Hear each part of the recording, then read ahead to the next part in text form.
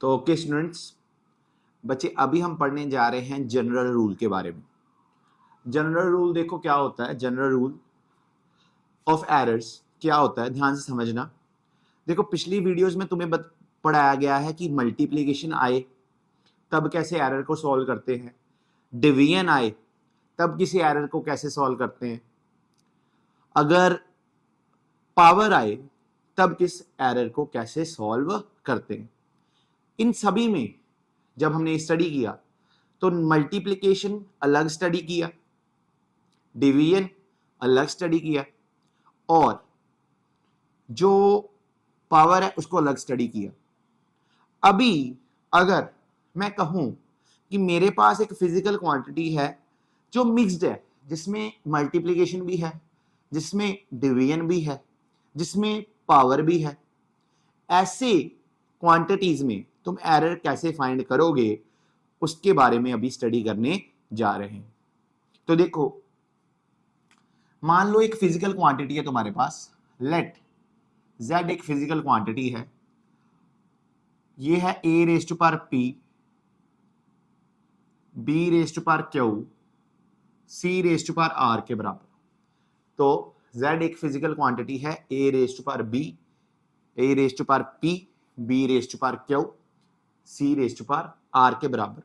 और अगर तुम इसमें ध्यान से देखो तो यहां पर ये दोनों क्वांटिटीज मल्टीप्लाई हो रही हैं, ये वाली क्वांटिटी डिवाइड हो रही है और पावर्स भी लगी हैं। अब ऐसी क्वांटिटी में एरर कैसे फाइंड करें, तो ये हमारा आज का इंपॉर्टेंट टॉपिक है जिसको हम स्टडी करेंगे। कैसे स्टडी करेंगे देखना।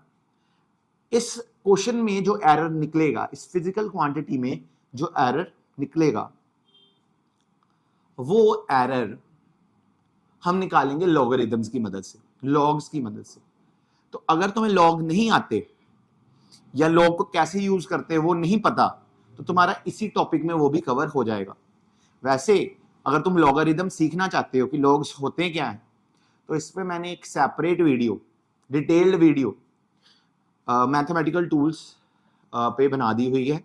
मेरी प्लेलिस्ट में जाओ, वहां से मैथमेटिकल टूल्स को तुम ओपन करना और तुम्हारे को लास्ट जो वीडियो होगी वो लॉगरिथम्स के ऊपर बनाई गई है, उसको अच्छी तरह से देख लेना। वरना अगर तुम्हें जनरल पता करना है कि लॉगरिथम्स क्या होते हैं तो आज की वीडियो तुम्हारे लिए सफिशिएंट है। तो चलो शुरू करते हैं। मेरे को फाइंड करना है इसमें एरर। तो मैंने कहा कि ये फिजिकल क्वांटिटी है, इसको सॉल्व करने के लिए लॉगरिथम लेना पड़ेगा, लॉग लेना पड़ेगा। तो पहला स्टेप तो हो गया हमारा taking log on both sides. तो दोनों साइड्स की तरफ क्या ले लिया, लॉग। तो इधर आ गया लॉग z, इधर आ गया log a raise to power p, b raise to power q, c raise to power r। अभी देखना ध्यान से कि अगर ऊपर वाले न्यूमिनेटर को मैं x मान लूं और डिनोमिनेटर को y मान लूं तो ये बन जाएगा x अपॉन y। न्यूमिनेटर को x मान लिया, डिनोमिनेटर को y मान लिया, तो यहां पर फॉर्मूला बन जाएगा log x बाय y का। अभी log x बाय y क्या होता है, log x minus log y। ये फर्स्ट प्रॉपर्टी है लॉगरिथम की जो तुम्हें याद रखनी है। जब भी न्यूमिनेटर डिवाइड कर रहा होगा डिनोमिनेटर के साथ और तुम लॉगरिथम ले लेते हो, उसका लॉग ले लेते हो, तो वो क्या हो जाएगा, log x minus log y। तो ये तुम्हें, मेरे को लगता है, समझ लग गई होगी। तो बस वही करने जा रहे हैं कि सर न्यूमिनेटर में से डिनोमिनेटर का लॉग माइनस कर देना है। तो यहां पर लिखेंगे log a to the power p, b to the power q minus log to the power c raise to power r। तो ये न्यूमिनेटर था, न्यूमिनेटर के लॉग से डिनोमिनेटर वाला लॉग माइनस कर दिया, क्योंकि प्रॉपर्टी ये कहती थी कि अगर दो चीजें डिवाइड कर रही हैं तो उसका जो लॉगरिथम होगा वो होगा log x minus log y। तो मेरे को लगता है तुम्हें ये बात समझ लग गई। अभी यहां पर अपन प्रॉपर्टी यूज करेंगे। इस क्वांटिटी को मान लो m, इस क्वांटिटी को मान लो n, दो क्वांटिटीज जो मल्टीप्लाई हो रही हैं। तो तो जब भी दो क्वांटिटीज लॉग में मल्टीप्लाई होती हैं, लॉग एम एन, तो वो प्लस हो जाएगी, log M plus log N. तो यहां पर क्या आ जाएगा, जब भी दो क्वांटिटीज डिवाइड होती हैं तो लॉग माइनस में चला जाता है, जब भी दो क्वांटिटीज मल्टीप्लाई होती हैं तो लॉग प्लस में आ जाता है। तो यहां पर क्या आ जाएगा, log Z equals to log A raise to power P plus log B raise to power Q minus log C raise to power R. 2 minute में हमने समझ लिया कि ये दोनों मल्टीप्लाई हो रहे थे। जब भी लॉगरिथम के अंदर कोई चीज मल्टीप्लाई होती है तो वो दोनों लॉगरिथम लॉग प्लस में आ जाती है। तो log M into N equal to log M plus log N. मेरे को लगता है तुम्हें इतनी बात पूरी समझ लग गई। अभी जो प्रॉपर्टी है वो बहुत खास प्रॉपर्टी है, जो तुम्हारे इस जब भी तुम +1 पढ़ते हो तो पूरे साल काम आती है। लॉगरिथम की प्रॉपर्टी, लॉग मान लो u raise to power v, मतलब कोई वैल्यू है, उसकी कोई पावर है, log u raise to power v। अभी ये वाली पावर नीचे आ जाती है तो यहां पर log u raise to power v किसके बराबर होता है, v log u। तो log u raise to power v किसके बराबर होता है, v log u। मतलब सर पावर्स नीचे आ जाएंगी, पावर नीचे आ जाएंगी। log z यहां आराम से रह रहा है, इसको कुछ नहीं छेड़ रहे, log z तो आराम से रेस्ट कर रहा है अपना। तो यहां पर कितना आ जाएगा, p log a plus q को आपने नीचे लिया, q log b, r को आपने नीचे लिया, r log c। तो मेरे को लगता है तुम्हें इतनी बात समझ लग गई। अभी ये तुम्हें क्लियर हो गया तो अब मेजर चीज करेंगे, दैट इज एरर निकालेंगे। एरर निकालने के लिए बच्चे तुम्हें डिफरेंशिएशन ऑफ लॉगरिथम आनी चाहिए। डिफरेंशिएशन ऑफ लॉगरिथम, तुम्हारे पास log x है, तुम उसका डेरिवेटिव लेते हो विद रिस्पेक्ट टू x, तो तुम्हारा आंसर आ जाएगा 1/x। तुमने क्या कहा कि तुम्हारे पास कोई log है, उसका तुमने डेरिवेटिव लिया तो तुम्हारा आंसर आ जाएगा 1/x। यहां पर log p होता तो आंसर आ जाता 1/p, log q होता तो आंसर आ जाता 1/q। अभी ये वाली जो क्वांटिटी है मैं इसका डेरिवेटिव लेने जा रहा हूं, पूरी क्वांटिटी का डेरिवेटिव लूंगा log z के विद रिस्पेक्ट टू। तो taking derivative with respect to log z, derivative ले रहा हूं पूरी क्वांटिटी का विद रिस्पेक्ट टू z। तो यहां पर आ जाएगा differentiation of log z with respect to z। और ये जो p है ये एक कांस्टेंट है, तो कांस्टेंट की डिफरेंशिएशन नहीं होती, उसको बाहर निकाल दो। तो यहां पर आ जाएगा p derivative of a, derivative of log a with respect to z। Similarly q constant है, बाहर आ जाएगा, इसकी डिफरेंशिएशन नहीं होती, किसकी डिफरेंशिएशन होगी, b की। तो derivative of z log b। Similarly gamma, gamma constant है, इसकी डिफरेंशिएशन नहीं होती, गामा बाहर आ गया, डिफरेंशिएशन किसकी करा दी, log c। तो मेरे को लगता है तुम्हें प्रॉपर समझ आ गया। अब log z की बात हुई तो हमें तो समझ आ गया, सिंपल समझ आ गया कि सर x का डेरिवेटिव, log x का डेरिवेटिव लिया था x के विद रिस्पेक्ट टू, तो आंसर आता है 1/x। अभी log z का डेरिवेटिव ले रहे हैं विद रिस्पेक्ट टू z, तो आंसर आएगा 1/z। यहां पर आ गया p। अभी यहां पर प्रॉब्लम क्रिएट होगी, सर हमारे पास a है, डेरिवेटिव किसके विद रिस्पेक्ट टू ले रहे हैं, z के विद रिस्पेक्ट टू। डेरिवेटिव किसके विद रिस्पेक्ट में ले रहे हैं, z के। तो सर ये कैसे सॉल्व करेंगे। देखिए जो मेडिकल को बिलोंग करता है उसको तो मैं कहूंगा कि वो लास्ट जो मैं फॉर्मूला डिराइव करके बताऊंगा वही याद रखे मेजर, लेकिन स्कूल एग्जाम्स में पूछा जाता है ये वाला क्वेश्चन, तो स्कूल एग्जाम्स के लिए पूरी डेरिवेशन तुम्हें करके जानी पड़ेगी।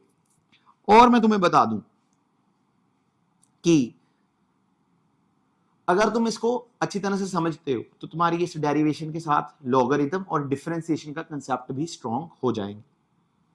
तो अभी क्वेश्चन उठा कि यहां पर a है और यहां पर क्या है z, ठीक है। तो कैसे करेंगे देखना ध्यान से। यहां पर मैं एक ट्रिक लगा रहा हूं, मैंने कहा कि यहां पर z के विद रिस्पेक्ट टू डेरिवेटिव है, ये यहां पर मैं लिख सकता हूं dz बाई dz, कोई फर्क नहीं पड़ेगा इसको, सॉरी मैं इसको लिख सकता हूं dA by dA। Similarly Q है, यहां पर मैंने लिख दिया derivative with respect to z, log b का करना है, पर साथ में मैंने मल्टीप्लाई करा दिया dB बाय dB, ठीक है। और यहां पर माइनस गामा, डेरिवेटिव अभी c के विद रिस्पेक्ट टू करना है तो z, पर c के साथ आप क्या मल्टीप्लाई करा दो dc बाय dc। तो ये मैंने काम कर दिया, इतने मेरे को लगता है तुम्हें समझ लग गई होगी।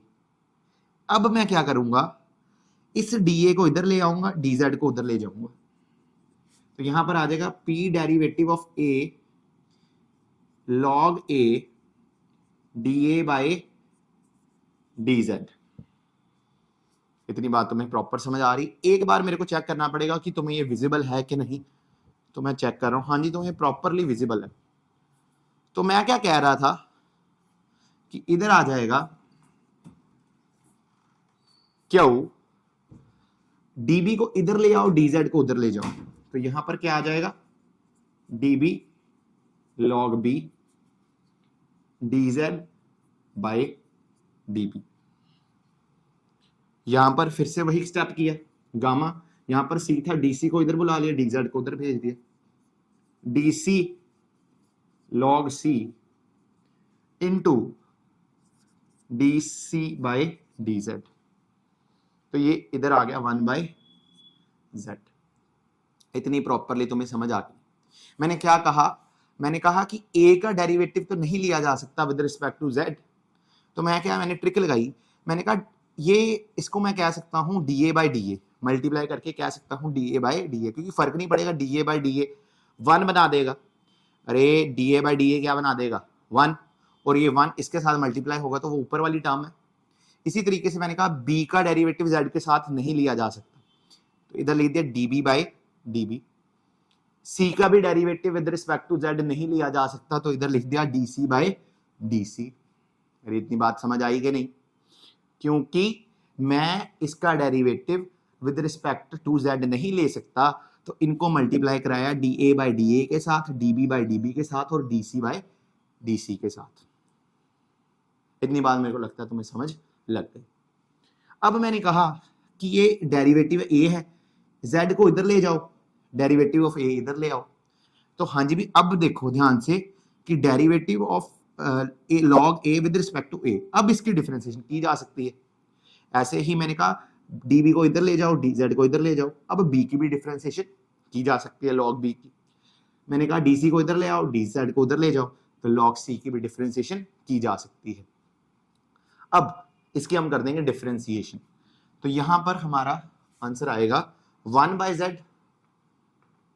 अभी यहां पर देखिए differentiation of a with respect to differentiation of log a with respect to a, तो अगर log x होता था तो आंसर आता था 1 बाय x, a की विद रिस्पेक्ट टू a करेंगे तो आंसर आएगा 1 बाय a, तो यहां पर हो जाएगा p by a dA by dz plus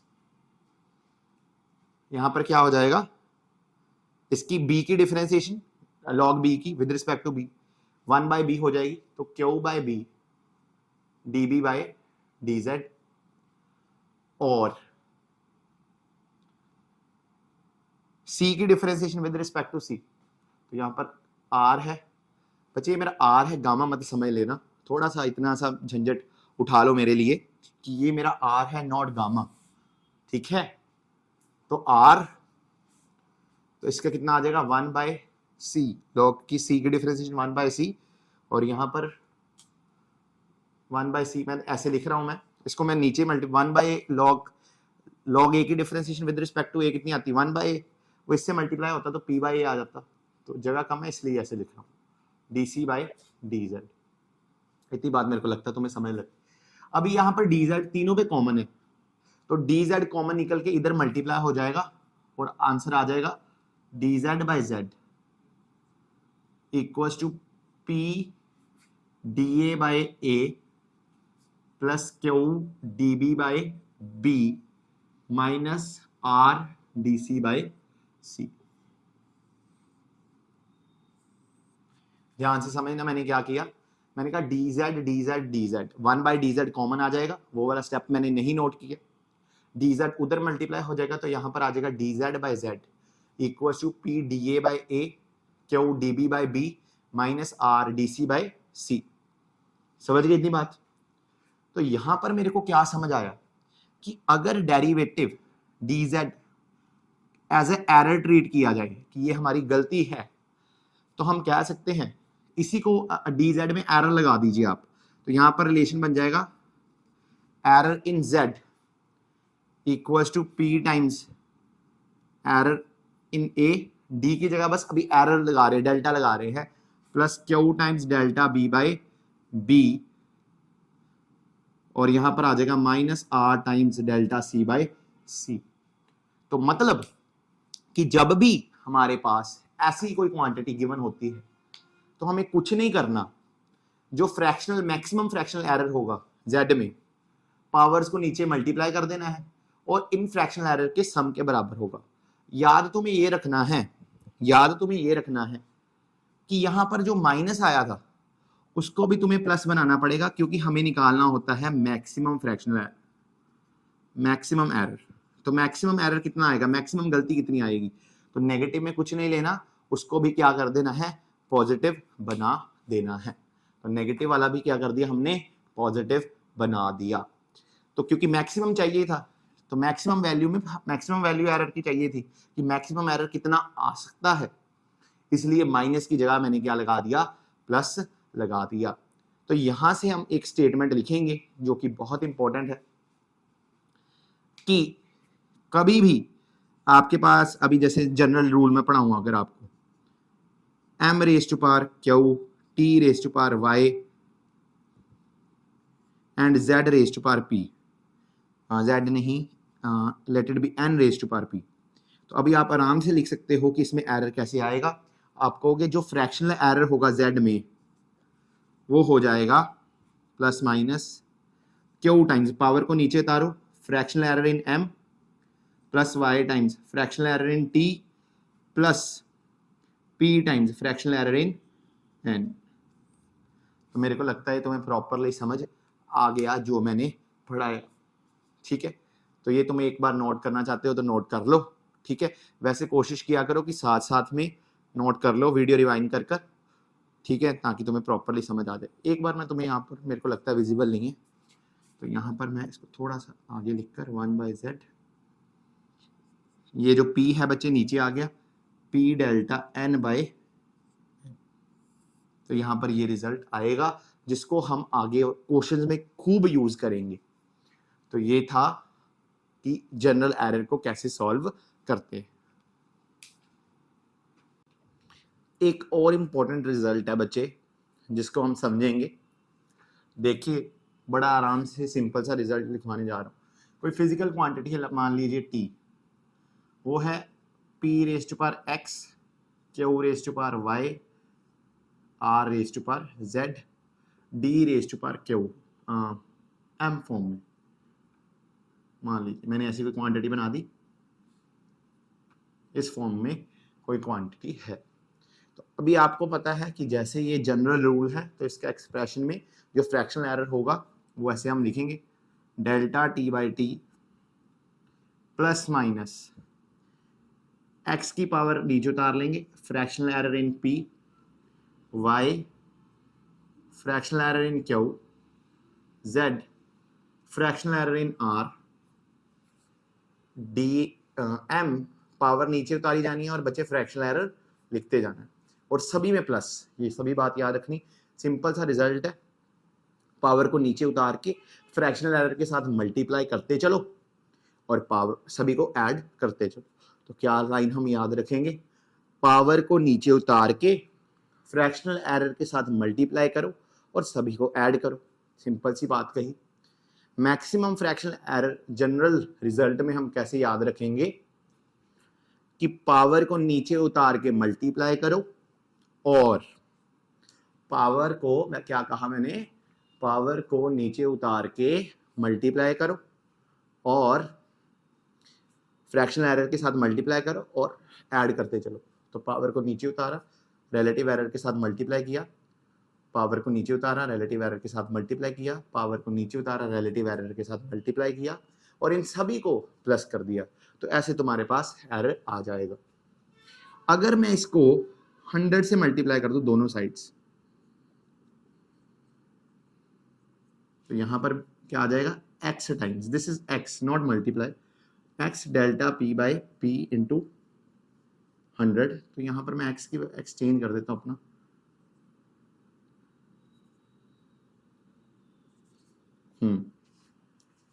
plus minus y delta q by q into 100 plus minus common निकल जाएगा, प्लस माइनस। तो यहां पर क्या बचा, z delta r into 100 plus m delta d by D into 100। तो ये result लिखा गया। तो ये हमें पता चला percentage error in t equals to x times percentage error in p plus y times percentage error in q plus z times percentage error in r plus m times percentage error in d। तो यहां पर एक बहुत important conclusion निकाला कि अगर ऐसी quantity में कोई परसेंटेज एरर देखना है और इनमें परसेंटेज एरर गिवंस हैं, तुम्हें इनमें परसेंटेज एरर गिवन है, तो तुम्हें क्या करना है, कुछ नहीं, इसके परसेंटेज एरर के साथ इसको मल्टीप्लाई करो, x times percentage error in p, इसके परसेंटेज एरर से y मल्टीप्लाई करो, इसके परसेंटेज एरर से z मल्टीप्लाई करो, इसके परसेंटेज एरर से m मल्टीप्लाई करो, सभी को ऐड कर दो तो तुम्हें परसेंटेज एरर इन t मिल जाएगा। अरे सिंपल सी बात है भाई, क्या मैंने कहा, पावर्स को सिंपली नीचे मल्टीप्लाई कर दो परसेंटेज एरर के साथ और ऐड कर दो तो तुम्हें टोटल परसेंटेज एरर मिल जाएगा। इसको नोट कर लीजिए। आगे हम चलेंगे बड़े ही ब्यूटीफुल क्वेश्चंस। चलिए स्टूडेंट्स, एक अच्छा क्वेश्चन है, आराम से हो जाएगा। एक फिजिकल क्वांटिटी है जो ऐसे गिवन है, x equals to a square b cube c root d। तो इतनी बात हमें समझ आ गई। और इन्होंने कहा है कि जो a में परसेंटेज एरर है वो 1% है, b में परसेंटेज एरर 2% है, c में परसेंटेज एरर 3% है, d में परसेंटेज एरर 1% है। तो हमें कहा परसेंटेज एरर x में निकालिए। सिंपल सी बात कही गई। तो परसेंटेज एरर इन x निकालना है हमें। तो अभी मैं क्या बताया था, मैंने क्या बताया था अभी कि जो पावर है उसको नीचे लाना है और परसेंटेज एरर के साथ मल्टीप्लाई कराकर इंडिविजुअल क्वांटिटीज का सम कर देना है। पावर को नीचे ले आए, 2 times percentage error in a plus 3 times percentage error in b plus 3, हाँ जी, और इसकी पावर 1 ही है तो 1 times percentage error in c plus 1/2 times percentage error in d। तो यही तो आएगा परसेंटेज एरर। तो 2 times percentage error in a, we have given that a has 1% percentage error, यहां पर आ गया 1%। यहां पर कितना है error in b, percentage error in b है 2%, 3 2s 2% एरर।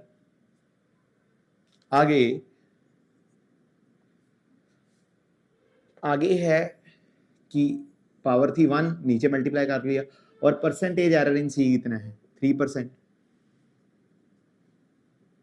यहां पर मैं मल्टीप्लाई लगा देता हूं ताकि आप कंफ्यूज ना हो, ठीक है। और यहां पर कितना है 1/2, परसेंटेज एरर इन डी है 1%। तो यहां पर क्वेश्चन आराम से सॉल्व हो गया। 2 1s are 2, 3 2s are 6%, 1 3s are 3%, और यहां पर आ गया 0.5%। तो 2 + 6 8,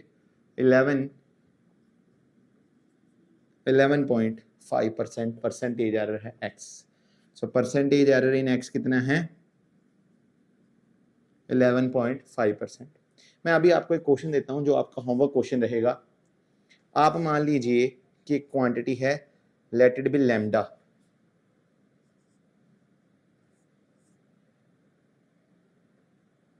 लैम्डा एक क्वांटिटी ली मैंने,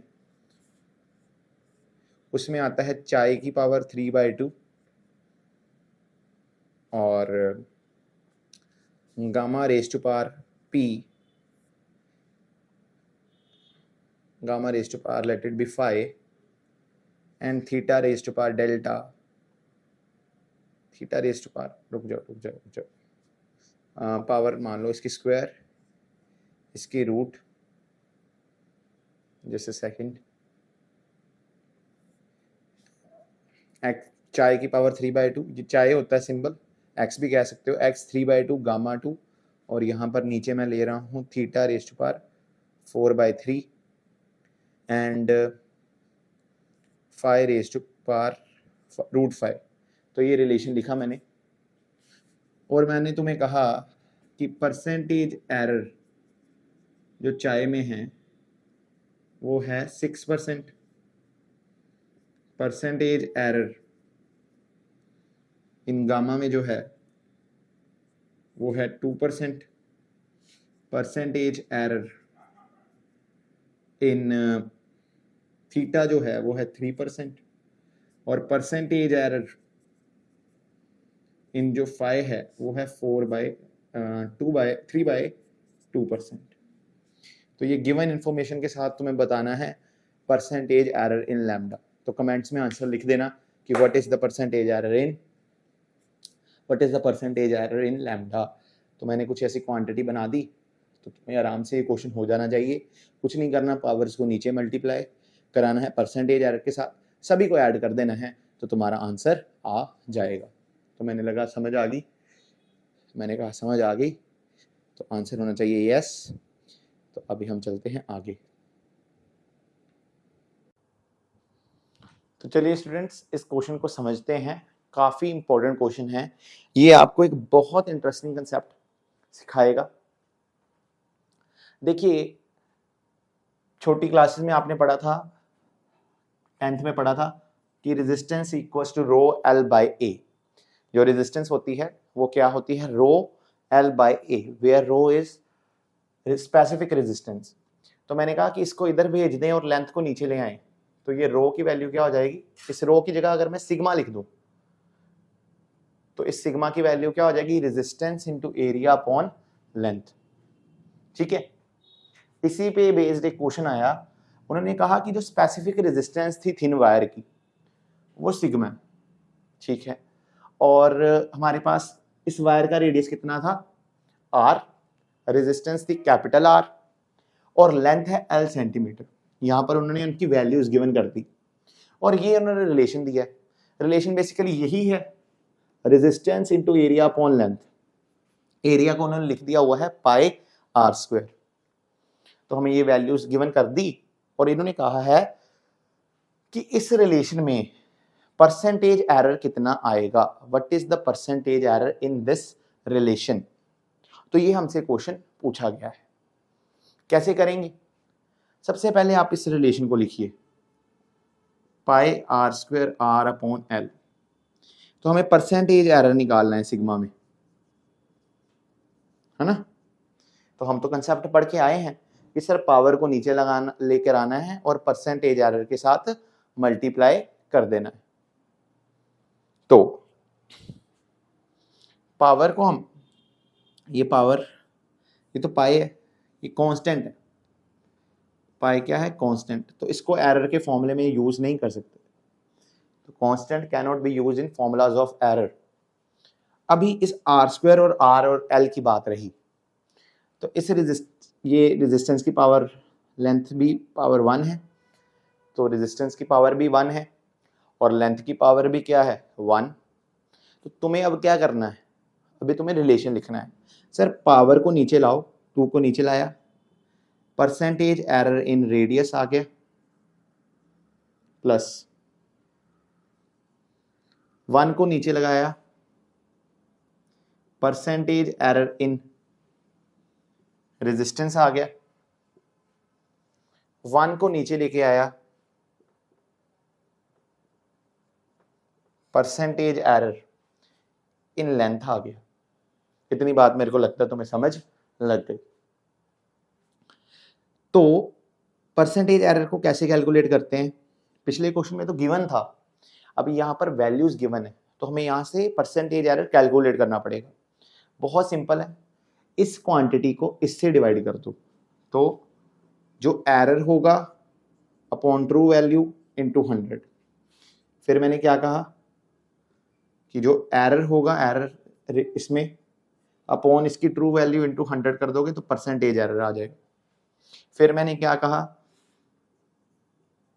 कि लेंथ में परसेंटेज एरर ढूंढना है, तो error in length upon original length into 100 कर दो। What is error in radius, जो एरर है रेडियस में वो है 0.02 और ट्रू वैल्यू है 0.26। सिमिलरली जो यहां पर है 1 मल्टीप्लाई हो गया बच्चे, तो सीधा डेल्टा आर ही लिखेंगे। डेल्टा आर इसमें जो एरर है वो 1 है, ट्रू वैल्यू 32 है, तो 1 डिवाइड बाय 32 इनटू 100। सिर्फ याद रखना कैसे लिखते हैं, एरर अपॉन ओरिजिनल वैल्यू, तो एरर कितना है 0.01 अपॉन 78 इंटू 100। इसको अगर आप सॉल्व करो इंटू 100, यहां पर मैंने नहीं किया, तो यहां पर क्या आ जाएगा 4 अपॉन 0.26 और यहां पर आएगा 100 अपॉन 32। ये परसेंटेज है तो परसेंट में लिखो, और यहां पर आ जाएगा 1 अपॉन 78%। अब जो मैं तुम्हें कंसेप्ट बताने जा रहा हूं वो दी मोस्ट इंपॉर्टेंट कंसेप्ट है। बहुत बच्चे इसमें गलती करेंगे, गारंटेड बहुत बच्चे इसमें गलती करते हैं हर साल। ये ही गलती होती है बेसिकली एरर्स के क्वेश्चन में। इसको मैंने डेसिमल्स को ऊपर उठाया तो इधर आ गया 400/26%। इधर मैंने क्या ले लिया 100 अपॉन 32%, और यहां पर कितना है 1 अपॉन 78%। अभी जब तुम सोल्व करोगे, लाइक तुम्हें बताता हूं कि तुमने सॉल्व किया 1 डिवाइडेड बाय 78 अपने कैलकुलेटर पे, तो उसकी वैल्यू आई 0.0128, आगे भी चल रहा है 205, ऐसे कुछ चल रही है वैल्यू 1 अपॉन 78। तो सर कितने डिजिट हमें लिखने हैं, हमें कितने डिजिट लिखने हैं, क्वेश्चन उठता है how much digit we have to write in this percentage error. 1 upon 78 का आंसर ये है, तो इसमें कितने डिजिट लिखेंगे। तो आपने कहना है, मैं भी कहूंगा कि मेरी जो गिवन वैल्यूज हैं उनमें सबसे कम एरर किसमें है।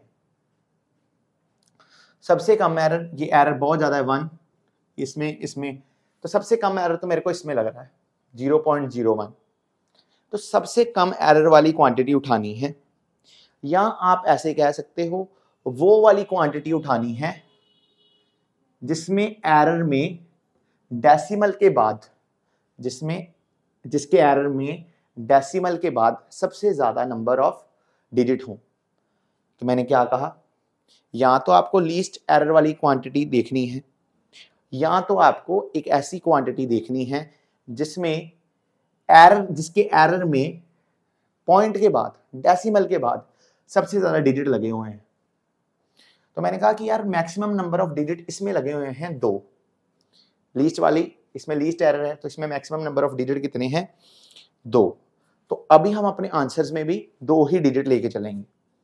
तो 400/26 नो हमने लिखा था ये 15.38%, ये आपको याद होगा, ये मैंने लिखवाया था 15.38%।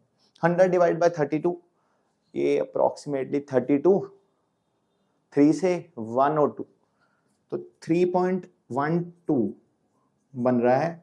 हमें सिर्फ पहले पॉइंट के बाद सिर्फ 2 डिजिट ही लिखने हैं, तो पॉइंट के बाद सिर्फ 2 डिजिट ही लिखने हैं। और 1/78 का पहले मैं निकाल चुका हूं, इसमें 2 डिजिट आते हैं 0.01। अभी इन सभी को प्लस करें अगर, तो 15.38, 3.12, 0.01 और यहाँ पर हमारा आंसर बन जाएगा 5 और यहाँ पर हमारा हो जाएगा 18.51%। तो परसेंटेज एरर कितना आएगा 18.51%। पर बुक्स कहती हैं, क्या कहती हैं कि अगर आप बुक में इसी क्वेश्चन का बुक में सोल्यूशन देखोगे तो वो उन्होंने दिया होगा 18%। तो तुम्हें भी अपना सोल्यूशन में क्या कर देने हैं, क्योंकि आपके जो डिजिट्स हैं एरर में वो 2 हैं, तो आंसर में भी 2 ही डिजिट्स रिक्वायर्ड हैं। इस कारण बुक आंसर कहेगी आपको 18%, वरना आप 18.51% भी देखोगे तो वो भी सही है। तो मैंने क्या समझाया कि आंसर टोटल आया 18.51%, पर एरर के अंदर सिर्फ 2 डिजिट इन्वॉल्व थे, तो परसेंटेज एरर के अंदर जो नेट आंसर आएगा उसमें भी सिर्फ 2 डिजिट ही इन्वॉल्व होने चाहिए। वो कितने थे 18%, सिर्फ 2 डिजिट ही इन्वॉल्व होने चाहिए। तो ये हमेशा बात याद रखना। तो पहले मैंने क्या समझाया कि जब यहाँ पर कैलकुलेशन करते हो तो सिर्फ 2 डिजिट्स ही लेने हैं, ऐड करके जो आंसर आएगा उसमें भी आपको जो रिजल्टेंट आएगा उसमें भी आपको 2 डिजिट ही सिर्फ कंसीडर करने हैं, तभी आपका आंसर बुक से मैच कर पाएगा, अदरवाइज आंसर ही आएगा। अगर ये लिख के आओगे तो ठीक है, पर कभी कभी क्या होता है एग्जाम के अंदर आपका कंसेप्ट चेक करने के लिए जेईई मेंस नीट में ऐसे क्या करते हैं, ऐसी वैल्यूज अगर ये भी ऑप्शन हुई और ये भी ऑप्शन हुई तो मैं आपको प्रेफर करूंगा कि आप ये वाला आंसर को टिक करके आओ, क्योंकि यही बुकिश आंसर है। बुक के अंदर कंसेप्ट ये होता है कि आपके डिजिट कितने हैं, यूनिट डिजिट 2, उससे आप 100 मल्टीप्लाई करोगे तो परसेंटेज एरर भी किसकी फॉर्म में आएगा 2 डिजिट की फॉर्म में ही आएगा। तो आपका आंसर कितना आएगा, सिर्फ 2 डिजिट, जो भी आपका आंसर आया होगा उसके पहले 2 डिजिट आपने लिख देने हैं। तो मेरे को लगता है तुम्हें इतनी बात समझ लग गई। अभी हम चलते हैं अगले क्वेश्चन पे। तो चलिए स्टूडेंट्स इस क्वेश्चन को करते हैं। बहुत इंपॉर्टेंट क्वेश्चन, जेईई मेन 2015 में आपसे ये पूछा गया है। क्वेश्चन क्या कह रहा है कि आपके पास एक सिंपल पेंडुलम है और उस सिंपल पेंडुलम का time period, the time period of a simple pendulum, वैसे टाइम पीरियड क्या होता है, time to complete one oscillation. तुम्हें कभी भी अगर एरर का क्वेश्चन आ जाए, कभी भी अगर एरर का क्वेश्चन तुम्हें एग्जाम में देखने को मिला तो तुम्हें ये दिमाग में टेंशन लेने की जरूरत नहीं है कि वो कौन सा एक्सपेरिमेंट है। ये कभी मत टेंशन लेना कि वो कौन से एक्सपेरिमेंट की बात कर रहे हैं। तुम्हें सिर्फ चाहिए फॉर्मूला। अगर तुम्हें फॉर्मूला आता है तो हमारा क्वेश्चन सॉल्व हो जाएगा। तो हमें फॉर्मूला पता चल गया कि फॉर्मूला गिवन है टाइम पीरियड का 2πL/g, ठीक है। तो ये फॉर्मूला है। आगे उन्होंने कहा कि जो मेजर्ड वैल्यू ऑफ लेंथ है वो 20 सेंटीमीटर। देखो मेजर्ड वैल्यू तो मेरे को दिमाग में आ जाना चाहिए, ये L' गिवन है, ये होगी true value plus minus R।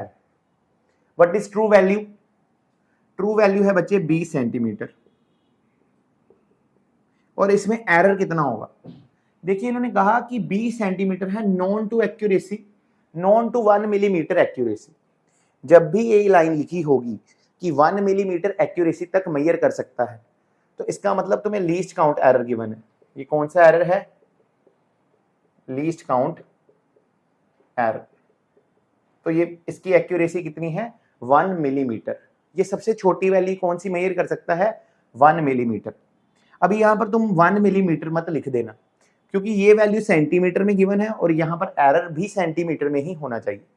तो इस कंसेप्ट के कारण जेई मेंस में जो बच्चे 2015 में बैठे होंगे, मैं गारंटी देता हूं इस छोटी सी गलती के कारण उनका क्वेश्चन ये वाला गलत हुआ होगा काफी बार। तो काफी सारे बच्चों का ये जो क्वेश्चन है वो इतनी सी गलती के कारण गलत हो गया कि उन्होंने एरर 1 ले लिया होगा, एरर जबकि 1 नहीं है, क्योंकि एरर के यूनिट्स हैं 1 मिलीमीटर। तो 1 मिलीमीटर से मेरे को क्या समझ आता है कि सर 1 मिलीमीटर होता है 10⁻³ मीटर। यहां पर मेरे को मेजर्ड वैल्यू लिखनी है सेंटीमीटर के अंदर, ठीक है। यहां पर मीटर है तो मैंने कहा कि 1 मीटर होता है 100 सेंटीमीटर के बराबर। तो यहां पर कितना आ जाएगा? 10⁻⁻1 सेंटीमीटर। तो 1 मिलीमीटर होता है 0.1 सेंटीमीटर के बराबर। तो तुम्हारा लीस्ट काउंट एरर कितना था? 1 मिलीमीटर। मतलब तुम्हारा डिवाइस सबसे छोटी वैल्यू जो मेजर कर सकता था एक्यूरेटली वो मेजर कर सकता था 0.1 सेंटीमीटर। इतने से ही तुम्हारे को गलती लग सकती थी, ठीक है। आगे चलते हैं क्वेश्चन में। आगे क्वेश्चन में बताया गया है कि the time for 100 oscillation of a pendulum, अगर पेंडुलम 100 बार ऑसिलेट करता है तो वो टाइम आता है 90 सेकंड। वो टाइम क्या है? 90 सेकंड। तो यहां पर भी मेजर्ड वैल्यू लिखते हैं, true value plus minus error. तो ट्रू वैल्यू 100 ऑसिलेशन की आई 90 सेकंड। तो 100 ऑसिलेशन की ट्रू वैल्यू कितनी आई? 90 सेकंड। पूरा मेरे को लगता है तुम्हें इतनी बात समझ लगी हो। ये मेजर किससे की गई है? Using a wrist watch of 1 second resolution. तो ये रिस्ट वॉच तुमने देखा कि 100 सेकंड ऑसिलेट कर रही है बॉडी, 100 बार ऑसिलेट कर रही है बॉडी। तो 90 100 बार ऑसिलेट करती है तो कितने सेकंड लगते हैं? 90 सेकंड, 1.5 मिनट मतलब। तो इसमें जो एरर आएगा, घड़ी सबसे मिनिमम वैल्यू क्या मेजर कर सकती है? 1 सेकंड। तो इसका जो लीस्ट काउंट एरर आएगा वो आएगा 1 सेकंड। तो ये हमने मेजर वैल्यू कर ली टाइम की। आगे क्वेश्चन है what is the accuracy in determination of G. G को जब डिटरमाइन करोगे इन मेजर्ड वैल्यू से तो एक्यूरेसी क्या आएगी? देखिए जो ऑप्शंस थी इस क्वेश्चन की, वैसे मैंने ऑप्शंस नहीं लिखी यहां पर, वो ऑप्शन परसेंटेज में थी। ऑप्शन क्या थी? परसेंटेज में। और जब भी आपको एक्यूरेसी पूछी हो और ऑप्शंस परसेंटेज में हो तो तुम्हें ये कंसेप्ट याद रखना है कि तुम्हें परसेंटेज एरर निकालना है। क्या निकालना है? Percentage error. 100% ही वैसे जब भी तुम्हें एक्यूरेसी पूछेंगे तो पहले तुम्हें इसमें परसेंटेज एरर निकालना है। तो परसेंटेज एरर किसका निकालना है सर? जी का, ग्रेविटी का। ये जो जी छोटा लिखा है, तो पहले इसके लिए फॉर्मूला बना लेते हैं। टाइम पीरियड का फॉर्मूला आ गया sir T equals to 2π√L/g। इसकी स्क्वेयरिंग कर दोगे बच्चे तो यहां पर हो जाएगा 4π², 2 की स्क्वायर 4, पाई की पाई स्क्वायर, L/g। बच्चे जी इधर जाएगा और T² उधर आएगा तो G इक्वल्स टू 4π² L/T²। अभी इसमें मेरे को परसेंटेज एरर चाहिए जी में, तो हमें पता है, हम कंसेप्ट लगाएंगे percentage error in G, acceleration due to gravity. देखिए 4 कांस्टेंट है, एरर के फॉर्मूले में नहीं आएगा। π² कांस्टेंट है, एरर के फॉर्मूले में नहीं आएगा। तो बच क्या गया? L और T, यही आएंगे। अभी लेंथ की पावर 1 है तो 1 नीचे मल्टीप्लाई हो जाएगा into percentage error in length plus 2 भी नीचे मल्टीप्लाई हो जाएगा तो 2 times percentage error in time. तो ये सिंपल सी स्टेटमेंट हमने लिख ली। और परसेंटेज एरर कैसे निकालते हैं तुम्हें प्रीवियस क्वेश्चन में मैं बता के आया हूं कि error upon original value, error upon original value 20 थी इसकी, इंटू 100। तो error upon original value into 100 plus 2 times, time में अगर परसेंटेज एरर निकालना है तो error upon original value 1/90 into 100। तो ये 2 मिनट में हमने परसेंटेज एरर भी लिख ली। तो error upon true value into 100 percentage error होता है।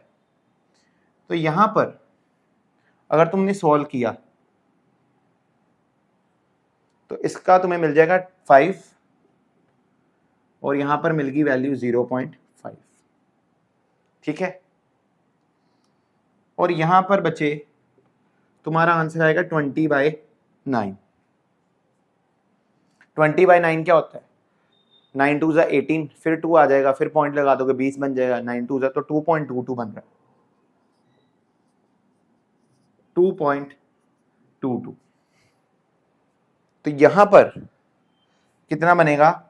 2.72%। अभी प्रॉब्लम क्या है, ध्यान से सुनना, कि हमें पता है कि जब प्रीवियस क्वेश्चन हम कर रहे थे कि बुकिश आंसर जो बनता है सर, जो बुकिश आंसर हमारा बनता है वो किससे बनता है? जितने डेसिमल के बाद डिजिट लिखे हों। डेसिमल के बाद यहां पर सिर्फ एक डिजिट लिखा गया तो हमारा आंसर भी एक ही डिजिट में आना चाहिए। तो 2.72 को हम अप्रोक्सीमेटली लिख सकते हैं 3%। तो जो परसेंटेज एरर आ सकता है वो अप्रोक्सीमेटली 3% आ सकता है। ये तुम्हें यहां पर एक कंसेप्ट याद रखना पड़ेगा हर बार जब तुम परसेंटेज एरर निकालने जाओगे। जब भी तुम परसेंटेज एरर निकालने जाओगे तो तुम्हें देखना है कि सभी गिवन वैल्यूज में डेसिमल के बाद जिसमें सबसे ज्यादा डिजिट है, डेसिमल के बाद सबसे ज्यादा डिजिट इसमें है, वो भी कितने हैं? एक। तो अगर एक ही डिजिट है तो तुम्हारा आंसर भी एक ही डिजिट में आएगा।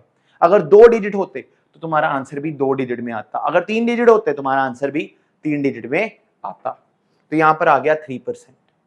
तो मेरे को लगता है तुम्हें ये समझ लग गई। अभी 3% आया, अभी क्वेश्चन सॉल्व नहीं हुआ। What is the accuracy? हाँ, कितनी एक्यूरेसी से मेजर कर सकता है कि इसमें गलती लग सकती है +3 की और -3 की। तो अगर यहां पर एक्यूरेसी पूछी तो आंसर 3% बनता है, पर कितना एक्यूरेट है, कितना एक्यूरेट है अगर ये पूछा होता तो तुमने कहना था 100 - 3%, 97% एक्यूरेट है। ये कितनी एक्यूरेसी तक मेजर कर सकता है? 3% एक्यूरेसी तक मेजर कर सकता है। और ये कितना एक्यूरेट है? वो आ जाएगा 100 - 3%। तो इन दोनों लाइनों में फर्क रखना, ध्यान में याद रखना। उसने पूछी थी एक्यूरेसी क्या है। एक्यूरेसी मतलब इसमें गलती कितनी, तुम मैक्सिमम गलती कितनी कर सकते हो, कितनी नहीं कर सकते। तो 3% तुम इसमें गलती कर सकते हो, ठीक है। और तुम कितनी एक्यूरेट वैल्यू दे सकते हो? तो तुम 97% एक्यूरेट वैल्यू दे सकते हो। तो मेरे को लगता है तुम्हें क्वेश्चन प्रॉपरली समझ आ गया है। बहुत इंपॉर्टेंट क्वेश्चन था, अच्छी तरह से समझ लीजिए।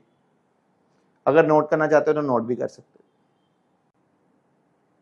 चलिए बच्चे, एक और इंपॉर्टेंट क्वेश्चन सॉल्व करते हैं। अच्छा क्वेश्चन है, एग्जाम्स में पूछा जा सकता है काफी बार। तो for estimation of Young's modulus, अगर आपने यंग्स मॉडुलस को डिटरमाइन करना है तो ये फॉर्मूला यूज करते हैं y = 4mg/πd², capital L upon small l। अभी हमें ये तो जानना नहीं है कि हाँ जी भी एक्सपेरिमेंटल टेक्निक क्या है, ये हमें इससे कोई लेना देना नहीं है। हमें लेना देना है कि फॉर्मूला क्या है। तो वी नो कि हमें चाहिए यंग्स मॉडुलस का फॉर्मूला, वो हमें उन्होंने दे दिया y = 4mg/πd² L upon L। तो ये मेरे को लगता है तुम्हें प्रॉपरली समझ आ गई, ठीक है भाई। तो ये तुम्हें प्रॉपरली क्लियर हो गया। यहां पर इन्होंने वैल्यूज गिवन की हुई हैं। तो लेंथ की जो ट्रू वैल्यू है 2.890 है, एरर नहीं बताया इस बार। तो जब देखो तुम्हें एरर ना गिवन हो क्वेश्चन में, whenever you are not given with error और तुम्हें सिर्फ ट्रू वैल्यूज गिवन हो, तुम्हें क्या गिवन हो? True values. उस टाइम पे तुम्हें क्या करना है? तुम्हें अपनी मेजर्ड वैल्यू खुद लिखनी पड़ेगी। कैसे लिखेंगे? जैसे मेरे को ट्रू वैल्यू लिखनी है लेंथ की, ये होगी true value of, measured value of length लिखनी है, ये होगी true value plus minus error. तो ट्रू वैल्यू तो आई 2.890, सही है। पर सर एरर क्या लिखेंगे? उस time least error, least count error use करना है। जो लीस्ट मैक्सिमम वैल्यू है या लीस्ट जो डिवाइस सबसे छोटी वैल्यू को मेजर कर सकता है, सबसे छोटी वैल्यू जो डिवाइस मेजर कर सकता है उसे कहते हैं लीस्ट काउंट एरर, वो लिखना होता है। तो जब ट्रू वैल्यू ही गिवन हो अकेली तो हम एरर कौन सा लेते हैं, लीस्ट काउंट एरर। तो यहां पर हम नोट बना सकते हैं साइड पे, note whenever we are provided, जब भी कभी, when we are provided with true values only, ठीक है, we have to take least count error। उस टाइम क्या लेना पड़ता है, लीस्ट काउंट एरर। तो अगर आप नोट साथ साथ में बना रहे हो तो उस टाइम क्या लेना पड़ता है, लीस्ट काउंट एरर। तो इसका लीस्ट काउंट एरर कैसे निकलेगा, देखिए इसमें डेसिमल पॉइंट्स गिन लीजिए, 1 2 3, तो बस जो लास्ट पॉइंट होगा, तो 1 2 3 लास्ट में आपने 1 लगाना है, तो ये आपका आ गया decimal error, least count error length में। सिमिलरली मास में लीस्ट काउंट एरर देखेंगे, मास की मेजर्ड वैल्यू क्या होगी, true value plus minus error in mass. True value है बच्चे 3.00। अच्छा, ये वाले पॉइंट्स को निगलेक्ट नहीं करना, तो 3.00 है, तो इसका जो लीस्ट काउंट होगा, डेसिमल 2 है और लास्ट वाले में हमने 1 लगाना है, तो इसका जो लीस्ट काउंट होगा वो होगा 0.01। यहाँ पर अभी मेरे को यूनिट्स, ये होगा मीटर में, ये होगा केजी में। आगे आया बच्चे diameter, diameter of the wire. तो जो डायामीटर है वायर का बच्चे वो है 0. ट्रू वैल्यू क्या है, D plus minus delta D. तो ट्रू वैल्यू क्या होगी 0.082, तो 3 डिजिट आ गए, 3 डिजिट आ गए, तो एरर कितना आ गया, लीस्ट काउंट 0.01 मीटर। और ग्रेविटी की बात करूं तो देखो यार, ग्रेविटी जो है उसमें true value plus minus error होगा, तो ट्रू वैल्यू है 9.81 और इसमें एरर कितना आ सकता है 0.01 का। पर मैं तुम्हें बता दूं कि एग्जाम में इसे कांस्टेंट ट्रीट करना है। एरर में जब फॉर्मूला, परसेंटेज एरर का फॉर्मूला लगाएंगे तो इसे कांस्टेंट ही ट्रीट करेंगे, ग्रेविटी को क्या करेंगे, कांस्टेंट ट्रीट करेंगे, तो उसको फॉर्मूले में लिखने की जरूरत नहीं होगी। आगे लेंथ, स्मॉल लेंथ, तो स्मॉल एल की जो मेजर्ड वैल्यू होगी true value plus minus error.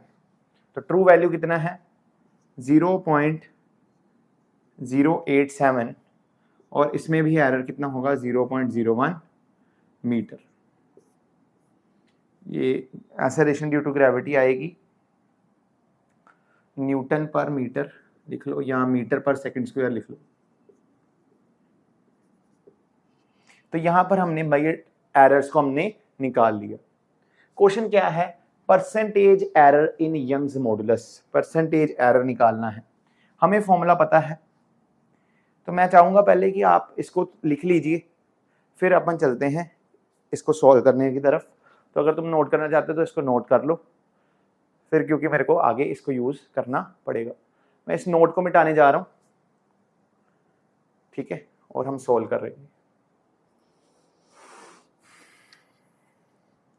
तो हम कहेंगे percentage error in Young's modulus. 4 constant है, नहीं लेंगे, पाई कांस्टेंट है, नहीं लेंगे।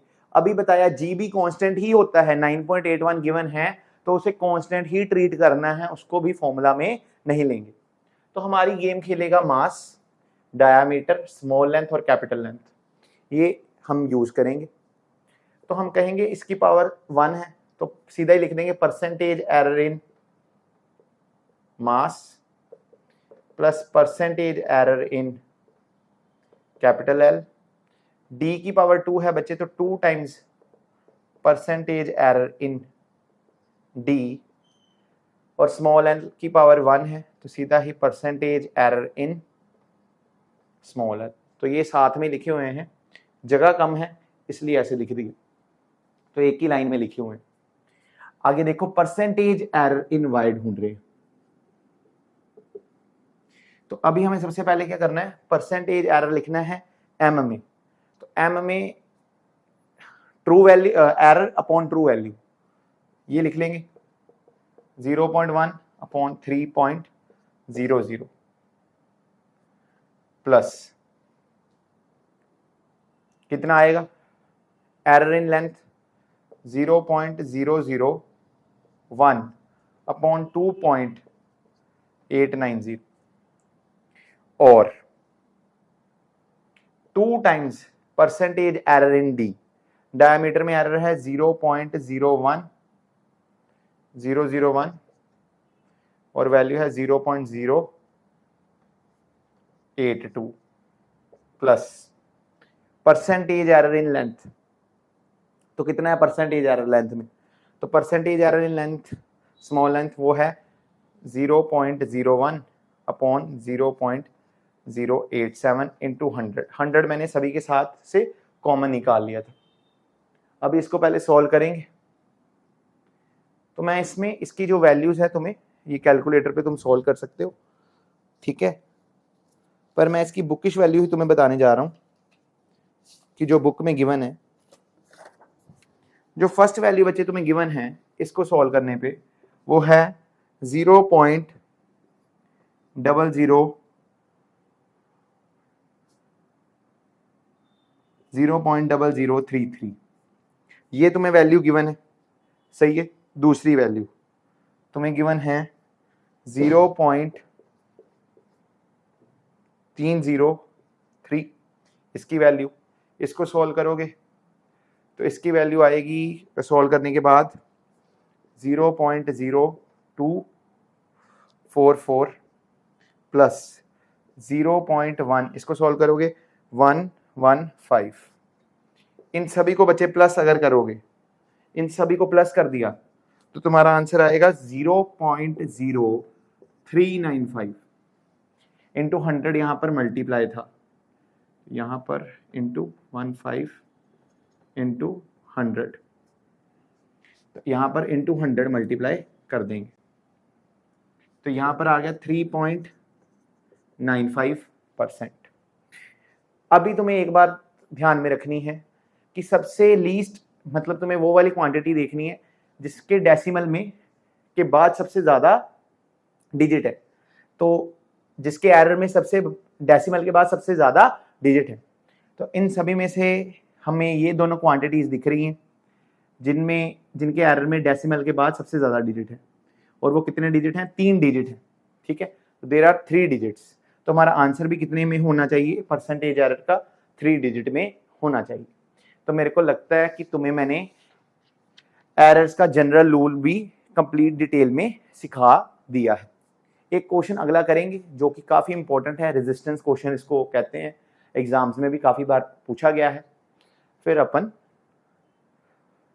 करेंगे खत्म वीडियो को, ठीक है।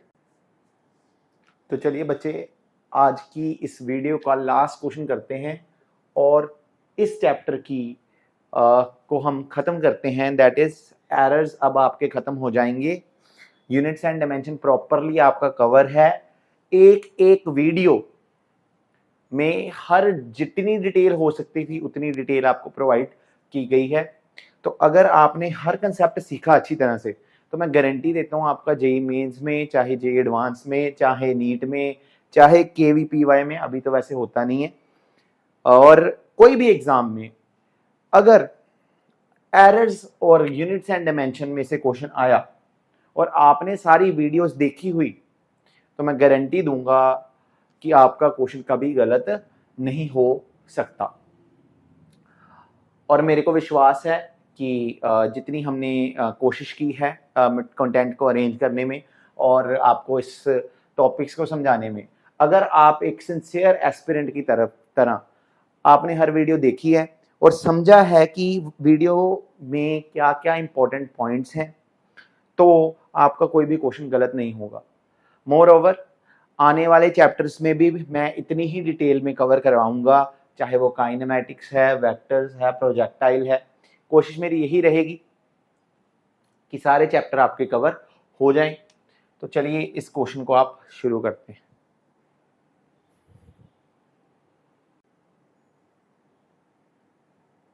चलिए तो इस क्वेश्चन को देखते हैं। आप इस क्वेश्चन में देख सकते हो जैसे कि वी आर गिवन विद, थोड़ी सी सेटिंग करनी है बच्चे कैमरे की, हाँ, तो we are given with resistance हमें गिवन है R1 और R2, दो रेजिस्टर हमें गिवन है, उनकी वैल्यूज हमें गिवन कर दी हैं। कहते पहले इनको सीरीज में लगाया, फिर इसको पैरेलल में लगाया, दोनों केसेस में इक्विवेलेंट रेजिस्टेंस बताओ।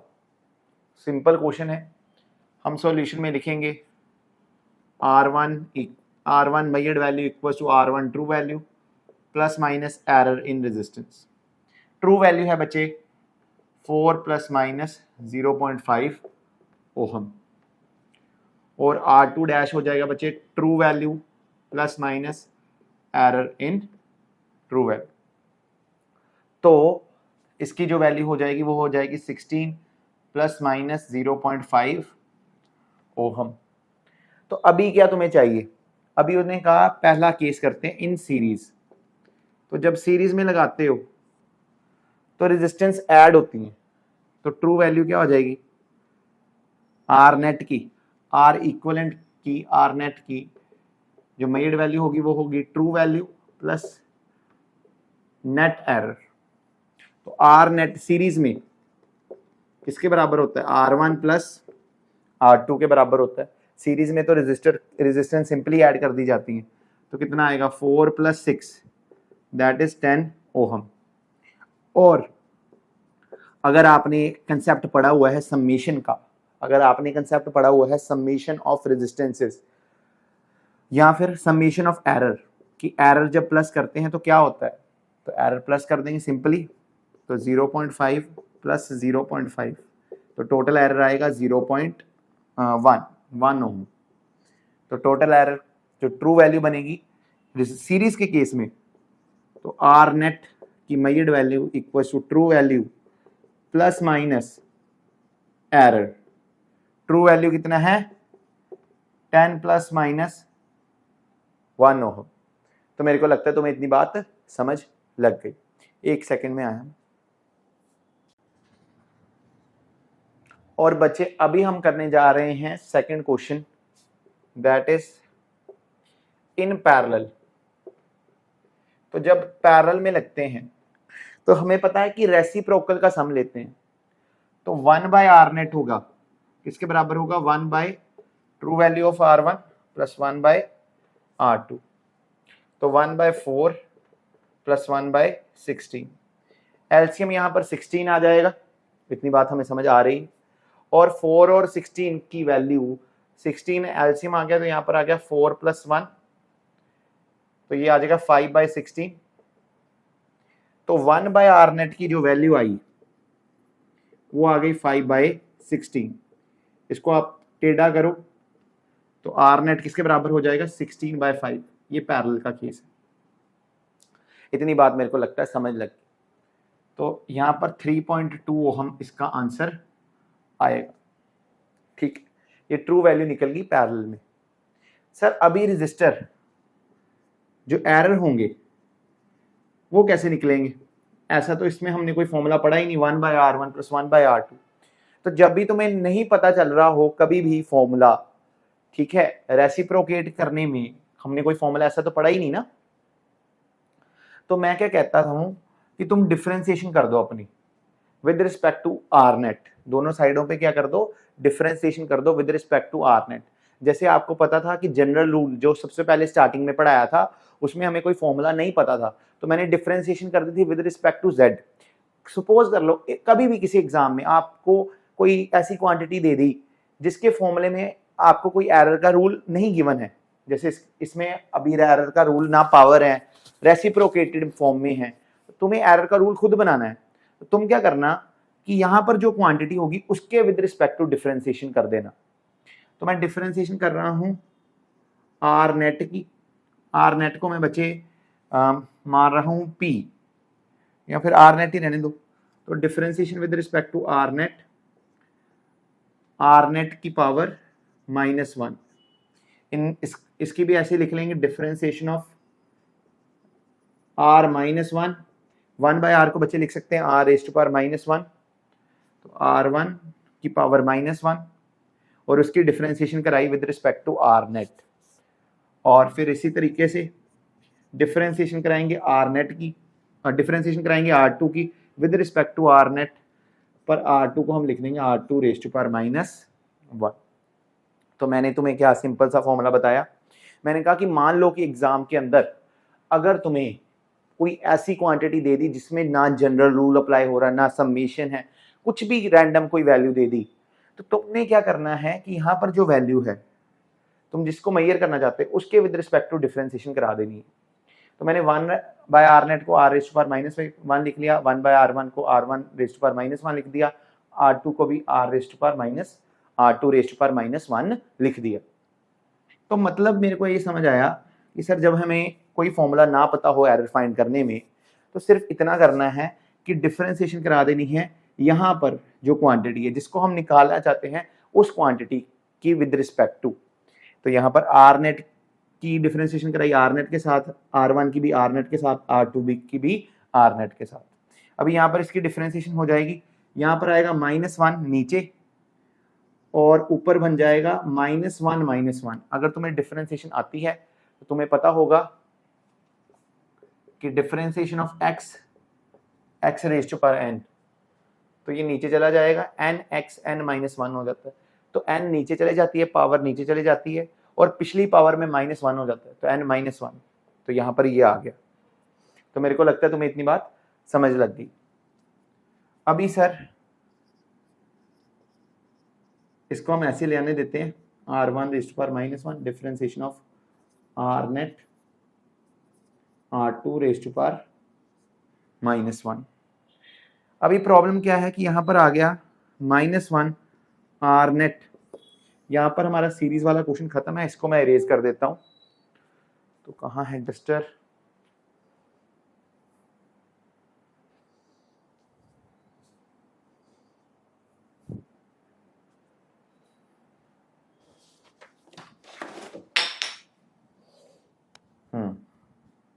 तो ये वाला क्वेश्चन मैं इरेज कर दिया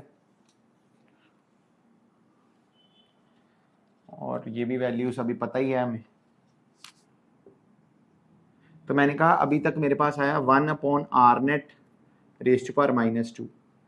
अभी r1 की डिफरेंशिएशन कराना चाहते हो r नेट के साथ, तो वो होगी नहीं। तो जैसे हमने वहां पर रूल अप्लाई किया था कि r1⁻⁻1 है, यहाँ पर आप लिख लो dr1। इसी तरीके से डिफरेंशिएशन ऑफ r2⁻⁻1 है, ठीक है, dr नेट, और यहां पर क्या आ जाएगा dr2 with respect to r2। क्योंकि फॉर्मूला तो किसके लिए लगता है, अगर x है तो डिफरेंशिएशन भी किसके साथ होगी, x के साथ। यहाँ पर r नेट था तो r नेट के साथ ही डिफरेंशिएशन होगी। r1 है, r1 की डिफरेंशिएशन r नेट के साथ नहीं हो सकती, तो अपनी तरफ से dr1 मल्टीप्लाई कराया, यहाँ पर dr2 मल्टीप्लाई कराया। अभी यहाँ पर बन गया r नेट की पावर -2, तो इसको लिख लेते हैं r नेट की पावर 2। आगे यहां पर अगर तुम ध्यान से देखो तो इसको मैं लिख सकता हूं dr1 को इधर ले आओ और r1 की power -1 into dr1 over d net.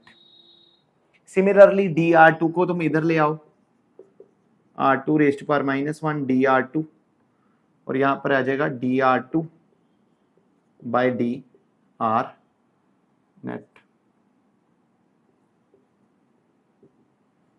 मेरे को लगता है तुम्हें इतनी बात समझ लगी।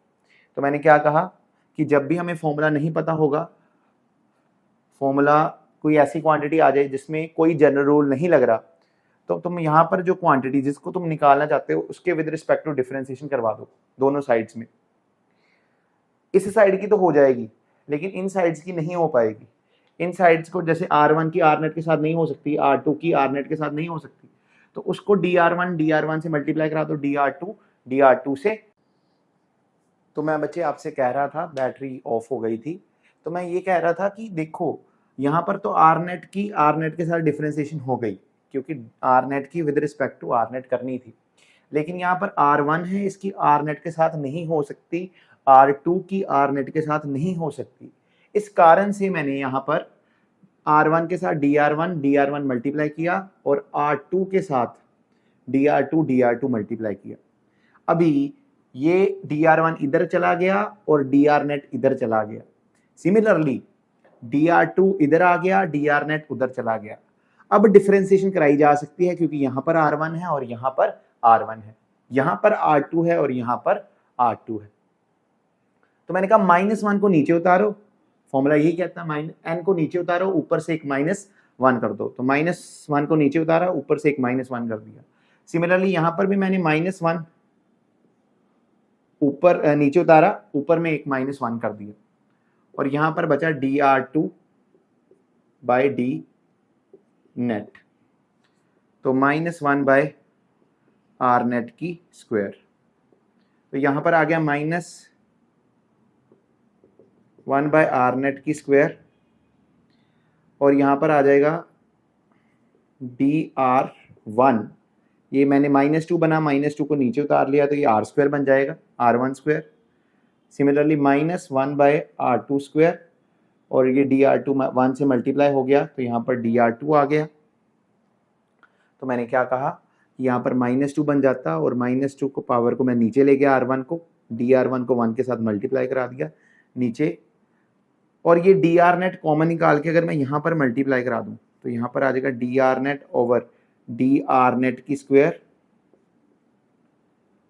यहाँ पर dr1 ओवर r1 स्क्वायर, यहाँ पर -dr2 ओवर r2 स्क्वायर। तो थोड़े से स्टेप मैंने कम कर दिए यहाँ पर मैंने drnet जो है इसे कॉमन निकाला और मल्टीप्लाई कर दिया इधर, तो यहाँ पर ये बन जाएगा। यहाँ पर -2 बन रही थी तो -2 को मैं r1 रेज़्ड पावर -2 को नीचे लिख दिया r1 स्क्वायर, यहाँ पर r2 रेज़्ड पावर -2 बन रहा था उसको नीचे लिख दिया r2 की स्क्वायर। 1 dr1 से मल्टीप्लाई हुआ dr1 आया, -1 dr2 से मल्टीप्लाई आया हुआ -dr2 आया। माइनस अगर कॉमन लिख लें तो यहाँ पर माइनस अगर हटा दूँ, drnet equal to dr1 plus r1 square over plus dr2 over r2 square. तो यहाँ पर एरर का बच्चे फॉर्मूला बन गया डेल्टा आर नेट, डी की जगह डेल्टा लगा दो, आर नेट की square equals to delta r1 plus r1 की square plus delta r2 over r2 की स्क्वायर। तो डिफरेंशिएशन हमें फॉर्मूला बना के दे देगी। तो मेरे को लगता है कि तुम्हें ये सारे स्टेप्स समझ आ गए। अभी डेल्टा आर नेट हमें निकालना है, आर नेट की वैल्यू है 3.2, delta r1 0.5 upon 4 plus 0.5 upon 16। इसको बच्चे अगर आप सोल्व कर लेते हो तो 0.5 अपॉन 4 प्लस 0.5 अपॉन 16, इसको मैं सोल्व करके देखूं कैलकुलेटर में तो कितना आएगा, 0.5 डिवाइडेड बाय 4 0.125, यहाँ पर 3.2 की स्क्वायर, और यहाँ पर कितना आ गया 0.125 और 0.5 प्लस 16, 0.5 डिवाइड बाय 16 तो 0.3125, 0.0 इसको ऐसे लिख लेते हैं, इक्वल्स टू 0.125 प्लस 0.03125। तो मेरे को लगता है तुम्हें इतनी बात समझ लग गई होगी। यहाँ पर मेरे को लगता है स्पेस काफ़ी कम है, तो कहाँ पर लिखें, हम यहाँ पर लिख लेते हैं। तो delta R net upon 3.2 square, तो यहाँ पर कितना आ गया 0.125 प्लस 0.303125, और इन दोनों को ऐड करेंगे तो हमारे पास आएगा 0.03125। 15625। अभी डेल्टा आर नेट अपॉन 3.2 की स्क्वायर है, मल्टीप्लाई हो रही, 3.2 की स्क्वायर उधर मल्टीप्लाई होगी तो डेल्टा आर नेट की वैल्यू इससे मल्टीप्लाई होके 0.15 3.2 इंटू 3.2, तो यहाँ पर आंसर आएगा बच्चे 1.6।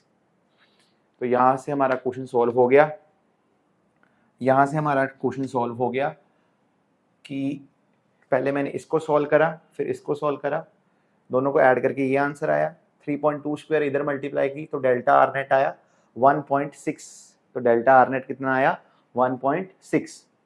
अभी जो आर नेट की नेट वैल्यू थी, measured value equal to true R net value plus minus error, तो ट्रू है 3.2 और एरर है 1.6। तो समझ लग गई तुम्हें। मेरी बात एक ध्यान में बिठा लो, जब भी रेजिस्टेंस का फॉर्मूला आएगा, अगले साल करंट एंड इलेक्ट्रिसिटी चैप्टर जब करेंगे क्लास +2 में, तो जब भी ये फॉर्मूला आएगा पैरेलल में रेजिस्टेंस फाइंड करने का, तो उसमें एरर ऐसे ही निकाल लेंगे, तो delta R net upon R net की square equal to delta R1 over R1 की square, delta R2 over R2 की स्क्वायर। अगर तुम्हें ये समझ आया, देखो इसमें मुद्दा क्या है, मुद्दा ये तुम्हें ये समझाने का है कि जरूरी नहीं है कि अगर सपोज कर लो क्वेश्चन में जेई मेंस में या जेई एडवांस में अगर फॉर्मूला में क्वेश्चन आया और तुम्हें उस फॉर्मूला पता है, तुम्हें जनरल रूल भी नहीं अप्लाई हो रहा, कोई रूल नहीं अप्लाई हो रहा, तो सिंपल कंसेप्ट है कि जहां पर जो चीज है उसके साथ डिफरेंशिएट करवाओ दोनों साइड्स को, ये दूसरी साइड इसके साथ डिफरेंशिएट नहीं हो पाएगी तो तुम्हें खुद dr1 dr2 लगाने पड़ेंगे, ठीक है, और तुम्हें खुद एक एरर का फॉर्मूला वहां पर क्रिएट करना पड़ेगा जैसे यहां पर मैंने किया है। तो मेरे को लगता है तुम्हें ये समझ आ गई। अगर ये समझ आ गई तो हमारा एरर चैप्टर यहीं पर खत्म हो जाता है। तो मेरे को लगता है तुम्हें समझ लग गई।